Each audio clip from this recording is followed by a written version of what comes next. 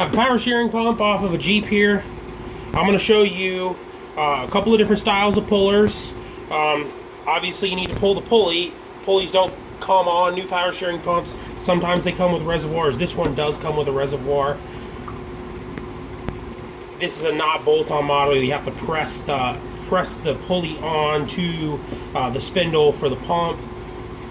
There's a couple of different styles of tools. This is a Snap-on brand puller. This is what I was using prior. You have to have like a full set of 3 of them. There's so many different types of pumps that are just a little bit different. This is only a remover though, so this is only one half of the tool. It ends up being very expensive with the set. It's a couple $100, plus then you have to buy an installer unless you want to use the shitty bolt that comes with it. It's really, although it works good, it's kind of a shitty way to go. This is the best power steering pump pulley, puller, and installer. Don't go to Harbor Freight or Hazard Fraught and get their power steering pump puller. It's like $20. This is like $30. You can go to any commercial parts supplier house and they're gonna have this in stock. It really is the best. I'm gonna go ahead and show you how to remove and install this pulley on this pump. There's 2 sides so that it can fit almost every pump. I've never encountered a pulley that this wouldn't pull for a power steering pump. You just have to find what side fits right. See, I just try one side. You can tell it's kind of loose. I flip it over, which there's an indexing to make sure you got the right sides together. I don't know if you can see that right there. And see the indexing mark. Okay, so that's a nice solid fit there.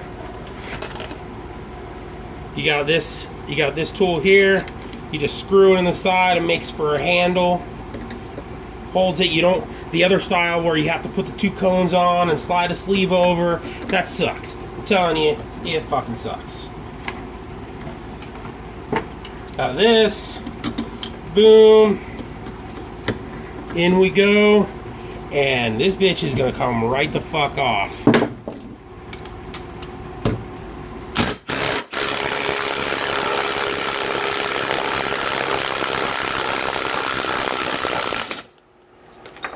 Easy. Just as easy as the Snap-on puller, but it comes with an installer too. And this that does every pulley that unknown to man, this does only a couple of different kinds. You have to have 3 of them. Take this back apart.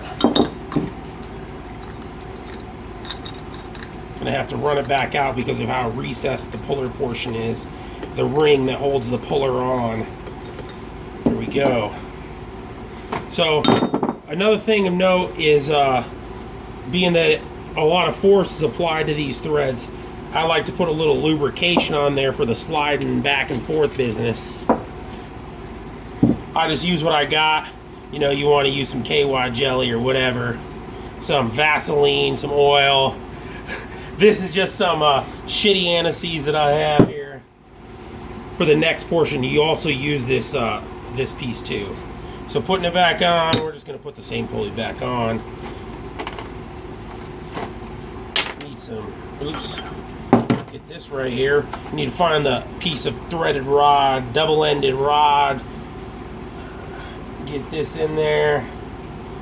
And you can put this on. Oops, we can still do this part, huh? At least think about what I'm doing. You don't even have to use a wrench to tighten this down. Unless it's something is wrong, where maybe there's some corrosion on the pulley or something, you don't have to use a wrench to tighten these down. It just makes it difficult to remove. The pulling process, or the installing process, is really simple. Where's that washer? There it is. Put the washer down, put the bearing down, always bang that on there. See, the lubricating the threads properly keeps all of this nice for all the load that you're going to be applying to this. And we all like applying loads. hold this. Oh, the impact doesn't work for this part.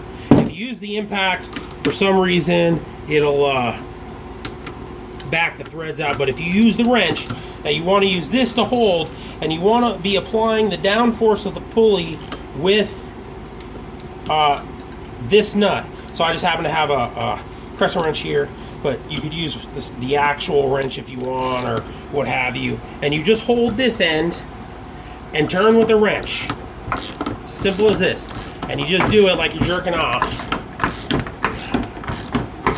Stand here. This is going to take a while, so this might get awkward to watch. You probably should fast forward through this part.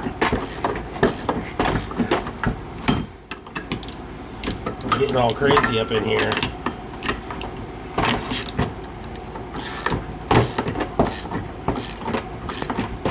All right, it got tight here, so it's probably done. Just gonna reverse the wrench, reverse this crescent wrench too.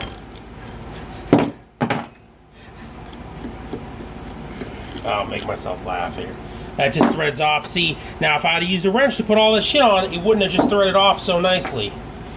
Look at this. Pulled it on, but I didn't have to fucking use a wrench to take that shit off. And this works the same way whether or not you're on a workbench. I just did it for video purposes, but you could do this perfectly easy inside of the vehicle compartment, engine compartment. That makes more sense. And this is ready to install.